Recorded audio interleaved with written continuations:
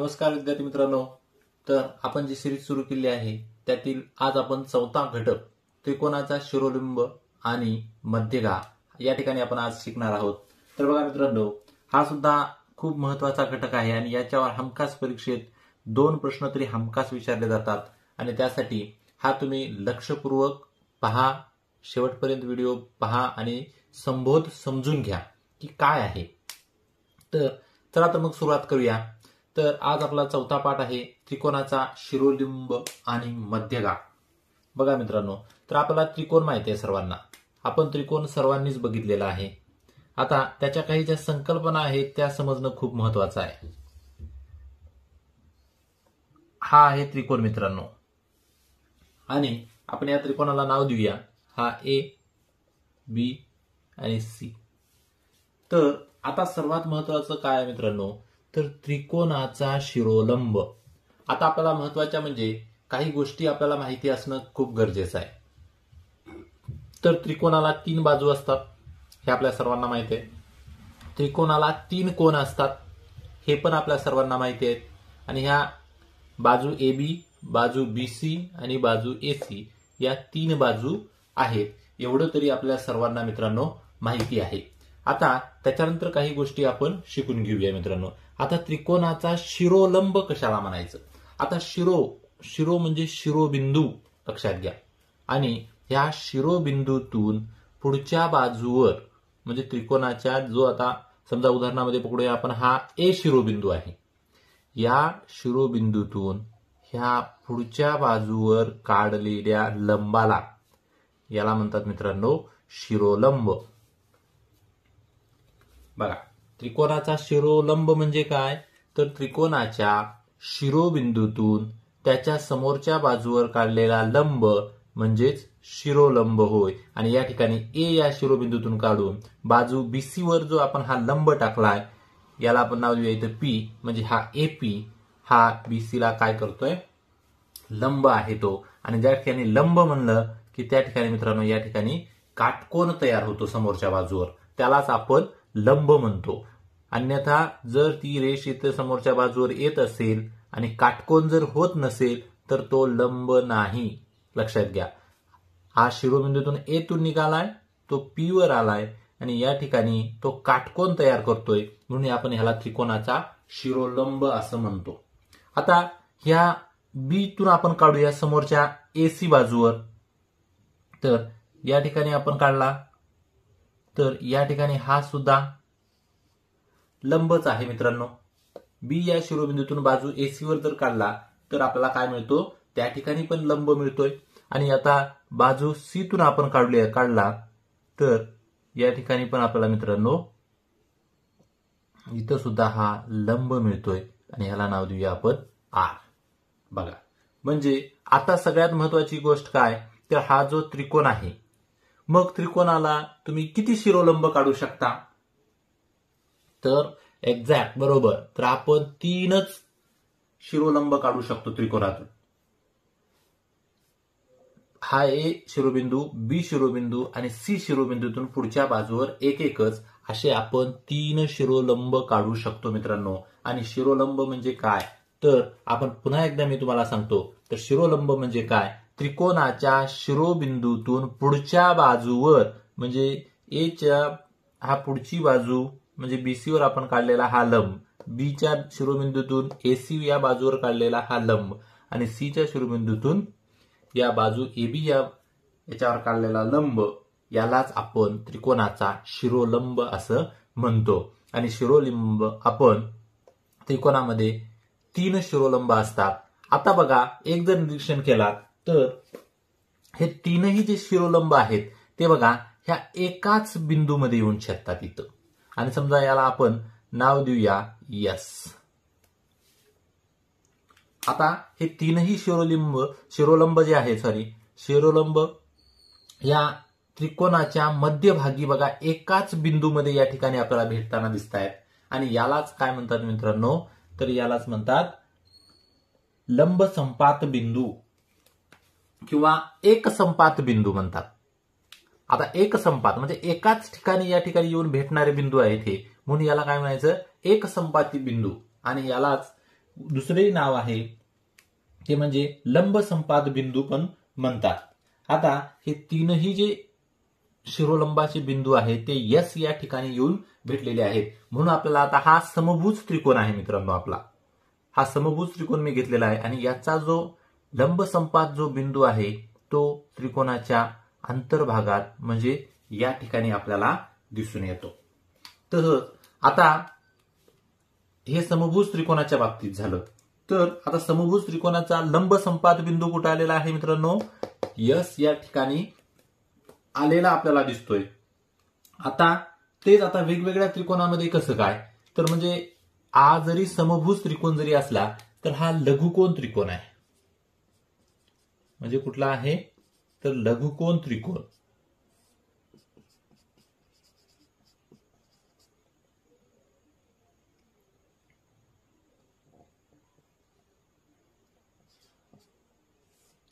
तर याचा जो लंब संपाद बिंदू आहे तर तो लंब संपाद बिंदू कुठे आहे?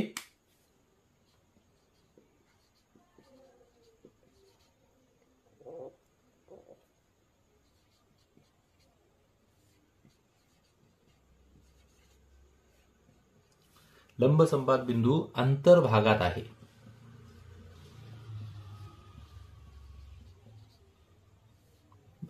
लघुकोन त्रिकोणाचा लंब संपाद बिंदू म्हणजे हा तो कुठं असतो? तर तो अंतर्भागामध्ये असतो. मित्रांनो लक्षात ठेवा, हे पाठच करून ठेवायचं आहे आपण. त्यानंतर 2 नंबरचा जर काटकोन त्रिकोण असेल तर काटकोन त्रिकोणाचा लंब संपाद बिंदू कुठं असतो?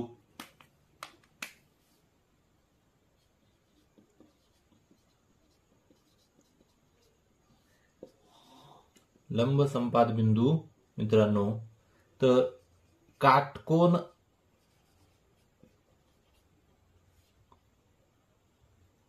करणाऱ्या शिरोबिंदूवर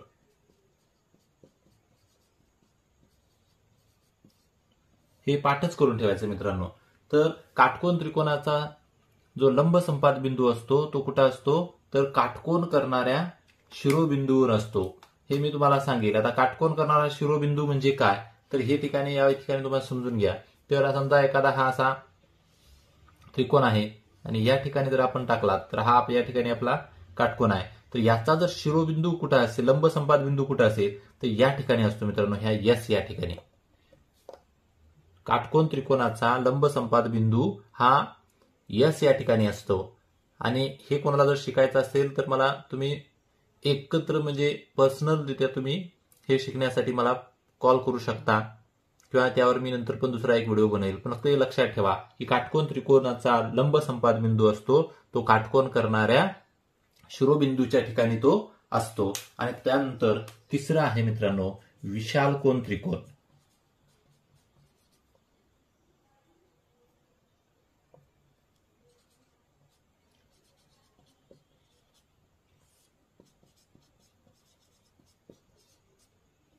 आणि विशाल कोन त्रिकोणामध्ये लंब संपाद बिंदू जो असतो मित्रांनो तो लंब संपाद बिंदू हा विशाल कोन त्रिकोणाच्या बाह्य भागात असतो.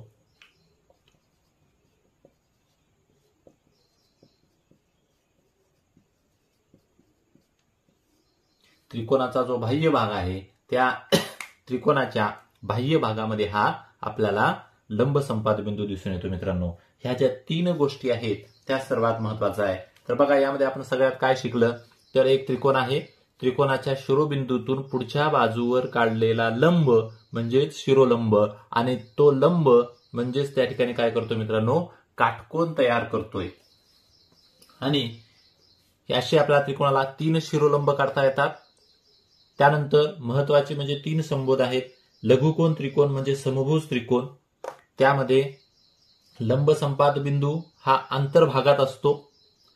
काटकोन त्रिकोणामध्ये लंब संपाद बिंदू तो त्रिकोण करणाऱ्या काटकोन करणाऱ्या शिरोलंबाच्या ठिकाणी असतो या ठिकाणी. आणि विशाल कोन त्रिकोण आहे त्याचा जो लंब संपाद बिंदू असतो तो त्रिकोणाच्या बाह्य भागामध्ये असतो. तर मित्रांनो हे शिरोलंबाविषयी आपल्याला ह्या गोष्टी आपल्याला माहिती असणं खूप आवश्यक आहे. त्यानंतर आणि दुसरी एक गोष्ट लक्षात ठेवा, जर समभुज त्रिकोण जर असेल तर समभुज त्रिकोणाच्या मध्य घ्या, शिरोलंब, परत संपात बिंदू हे एकाच ठिकाणी किंवा हे एकरूप असतात. शिरोलंब वगैरे सगळे काय असतात, एकरूप असतात आणि त्यांचा लंब संपात बिंदू जो असतो तो हा त्रिकोणाच्या अंतर्भागात असतो, तो फक्त समभुज त्रिकोणासाठी. चला तर मग आता पुढे शिकूया की आपण आता मध्यगा कशाला म्हणायचं आणि मध्यगा हे सुद्धा समजून घेणं खूप महत्वाचं आहे मित्रांनो. चला तर पाहूया. मग बघा मित्रांनो, आता मध्यगा कशाला म्हणायचं, तर हा आहे त्रिकोण. तर मध्यगा म्हणजे काय मित्रांनो, तर त्रिकोणाच्या शिरोबिंदूतून पुढच्या बाजूवर काढलेल्या रेषाखंडाला मध्यगा असे म्हणतात. आता बघा उदाहरणामध्ये आपण समजूया की या पी ठिकाणाहून आपण काय केलं, या रेषेवर आपण मध्यगा काढली.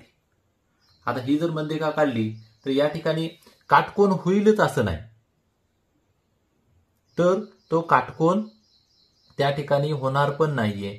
पण ही जी मध्यगा आहे ती आपण पुढच्या बाजूवर आपण काढू शकतो शिरोबिंदूतून. तशीच या पी मधून पण आपण या ठिकाणी पुढच्या बाजूवर काढू शकतो आणि या ठिकाणी या आर मधून पण आपण अशी काढू शकतो. आणि आता लक्षात घ्या, आपण त्रिकोणाच्या शिरोबिंदूतून अशा 3 मध्यगा आपण काढू शकतो. आणि मध्यगा म्हणजेच काय, तर मध्यगाचा व्याख्या आपण लक्षात ठेवायची मित्रांनो.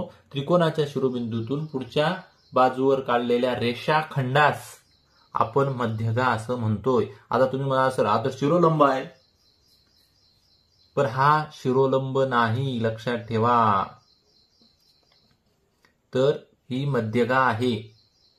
तुम्हाला सांगितले मी, शिरोलंब झाला म्हणजे त्या ठिकाणी हा काटकोन तयार होतो, पण मध्यगेला त्या ठिकाणी काटकोन तयार होणार नाही. आता मध्यगा ज्या ठिकाणी ही सर्व बिंदू या त्रिकोणाच्या अंतर्भागामध्ये येऊन आपल्याला इथं भेटताना म्हणजे एक संपात बिंदू त्यांचा दिसतोय आणि या संपात बिंदूला मध्यगा संपात म्हणतात. लक्षात ठेवा, तो शिरोलंबाचा आपल्याला तो लंब संपात बिंदू होता. आता हे मध्यगा आहेत. मध्यगा या ठिकाणी आपल्याला या ओ या ठिकाणी आपल्याला एकत्र भेटताना दिसत आहेत किंवा छेदताना दिसत आहेत आणि म्हणून या ओ बिंदूला म्हणायचंय मध्यगा संपात बिंदू. लक्षात ठेवा, हा मध्यगा संपात बिंदू. पहिला जो होता तो शिरोलंबाचा होता म्हणून लंब संपात बिंदू आणि हा मध्यगाचा आहे म्हणून हा मध्यगा संपात बिंदू. आता या ठिकाणी जर तुम्ही बघितलात तर हा नेहमी मध्यगा संपात बिंदू हा त्रिकोणाच्या अंतर्भागामध्ये असतो. पण आता मध्यगेचं जे आता हे समजा पी ओ आणि ओ सी ही जी बाजू झालेली आहे मित्रांनो, या बाजूचं जे प्रमाण आहे ते पीओ ओ सी हे जे प्रमाण आहे ते मित्रांनो 2:1 असते.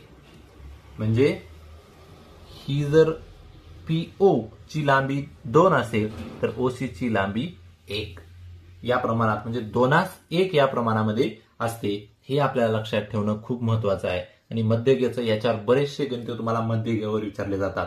तर मध्यगाचं जे रेषाखंडाची जी लांबीचं प्रमाण आहे या मध्यगा संपात बिंदूपासनं ते 2:1 या प्रमाणात असेल. तर 2:1 आता कसं काय, तर आता समजा ए आणि या ठिकाणी ओ आणि ओ आणि आर, तर याचं सुद्धा किती असेल मित्रांनो 2:1 या प्रमाणात. आणि क्यू ओ आणि याचं पण 2:1 प्रमाणामध्ये. म्हणजे प्रत्येक मध्यगा संपाताचं जे प्रमाण आहे ते किती आहे, तर 2:1 या प्रमाणामध्ये ते विभागले जाते आणि म्हणून याला मध्य संपात बिंदू म्हणतात. आणि या मध्य संपात बिंदूमुळं हे असं यांचं प्रमाणामध्ये विभागलं जातं. तर ह्या गोष्टी आपल्याला समजून घेणं खूप महत्वाचे आहेत. तर चला तर मग आता लक्षात ठेवा मित्रांनो, तर आपण त्रिकोणाचा शिरोलंब आणि मध्यगा या संबोध स्पष्ट समजून घेतलेला आहे. यानंतर त्याचे सराव प्रश्न जे आहेत ते आपण दुसऱ्या व्हिडिओमध्ये बनवूया. ही जी सिरीज आहे मित्रांनो अथर्वश्री प्रकाशनच्या पुस्तकातून आपण सुरू केलेली आहे. त्यासाठी तुम्ही माझ्या YouTube चॅनलला लाईक, सबस्क्राईब करा, शेअर करा. धन्यवाद.